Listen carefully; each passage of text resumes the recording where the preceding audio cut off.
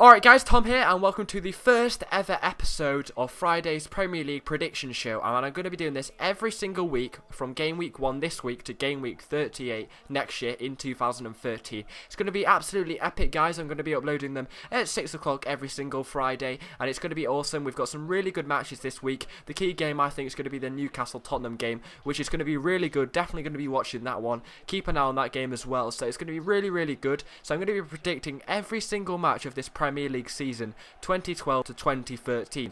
So I'm going to start in chronological order, and we're going to start with the Arsenal versus Sunderland game, and we go to the Emirates for the first ever kick-off of the new season. And I've gone for an Arsenal 2-0 win over Sunderland simply because the fact that they've lost Van Persie. It looks like Alexandre Song is going to go to Barcelona. Not particularly sure why. I don't think he's really that good. I think that all the players are going to be trying to impress Arsene Wenger so they can prove that they should stay in the team. He's also pretty wise, Arsene Wenger, so he's not going to be stupid, and he still knows that there is a few more days left in the transfer window. So I think that he could still dive into the transfer window and pick out a few players if they don't play well at the start of the season. So it'd be really good to see how well the players perform on the first week. I also think having the home crowd behind them will spur them on. They're pretty saddened to the fact that they've lost Van Persie over the last few days to Man United, but I think that all the players would like to forget about that and move on to the next season. So I think they're going to play really well. Sunderland didn't have the best of endings to the season. They played really well when they got taken over by Martin O'Neill near Christmas time, but they went downhill at the end of the season and only finished 13th, which is pretty surprising. So I did go for an Arsenal 2-0 win.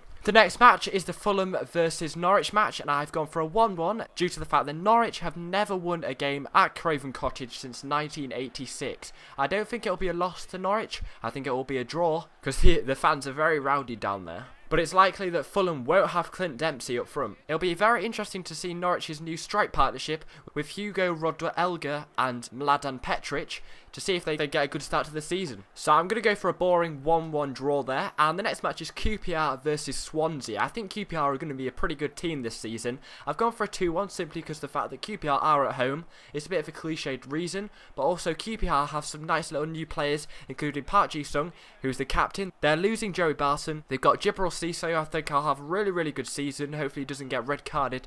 And QPR have had to reshuffle their squad a little as they had a very tight end to the season. They did actually lose their last ever match, and it was a really tight ending for the top and the bottom. So QPR have had a little bit of a shuffle, and it'd be really nice to see all their new players. So I think they're going to have a really good season, and I think they'll get a 2-1 win over Swansea after they've lost Joe Allen and had a swap for managers. So they'll be trying to impress, but it's always hard to go to Queen's Park Rangers. The next match is Reading versus Stoke, and I think that this one's going to be an interesting draw actually, because Reading are going to be missing two really key players in Justin Roberts and Jimmy Cabe, as they have got a 2-match ban, although Stoke are actually missing Robert Hoof due to illness and Jermaine Pennant is injured. So I think that that's two key players for each team that they're going to be missing. I think it's going to be a little bit of a boring match. I'm going to go for a 1-1 draw for this match. Not a lot to say about it really. The Reading new boys will want to impress, but I'm not sure if they're going to go that far this season. I might be wrong, but I can't really see it. They have actually signed Pognegriak, who was at Fulham last season. He's going to be a really good signing. I can see him bagging a few, and he might actually get the goal for Reading. The next match is West Bromwich Albion versus Liverpool, and Liverpool have actually signed two awesome players,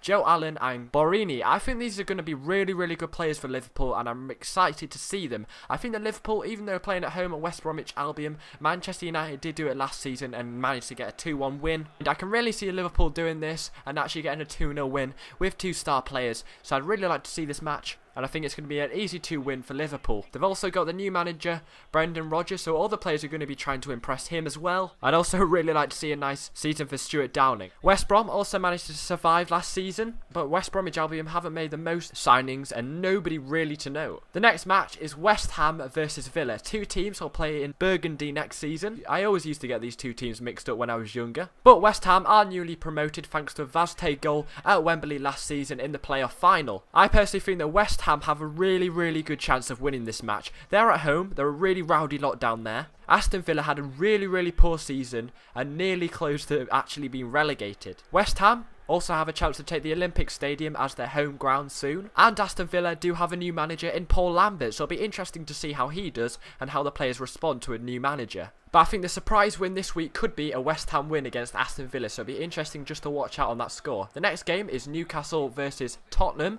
I think this is going to be the star game today, guys. It is playing in the background as Newcastle, and I think it's going to be a really, really good match. Newcastle, the fans at the Stadium of Light, or the Sports Direct Arena, as you might want to call it, they are very rowdy, and they're going to give Tottenham no chance on the ball at all.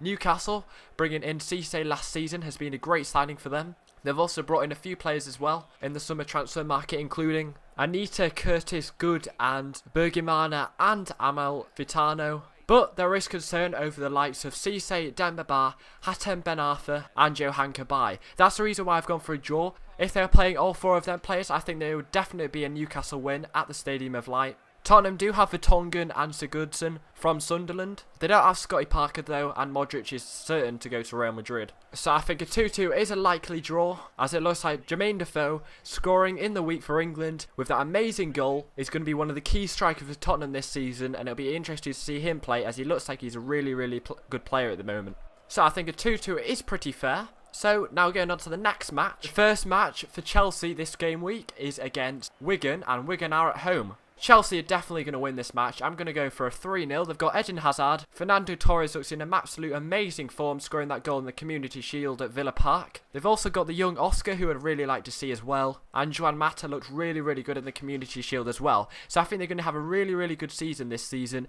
3-0 is a really, really good win for them. I think it could even squeeze up to a 4-0. That might be pushing it away, but I don't think Wigan are going to have that great of a season at all this season. The next match is Man City, the reigning champions, dare I say it, against Southampton. This is going to be such an easy match for Man City. 3-0 at home. They're going to want to defend their Premier League title so much. Aguero and Tevez, apparently the perfect striking force. Personally, I don't think that's going to be that now, since we've got Rooney and Van Persie for Man United. There's not a lot to say about this match really. Southampton want to make a good start to the season, but I can't see it against the reigning champions Manchester City, and at home. Manchester City haven't hardly made any signings, so it's not going to be that interesting to see. It's just going to be pretty much the same team they had last season. But they're absolutely going to dominate Southampton. 3-0 I think it's going to be. The next match is at Goodison Park, Everton versus Man United. I really want Man United to win because I do support them, but I think we're going to win 2-1. And Van Persie is suspected to make an appearance, so it could be Rooney and Van Persie on the score sheet. Would be the dream day for Van Persie.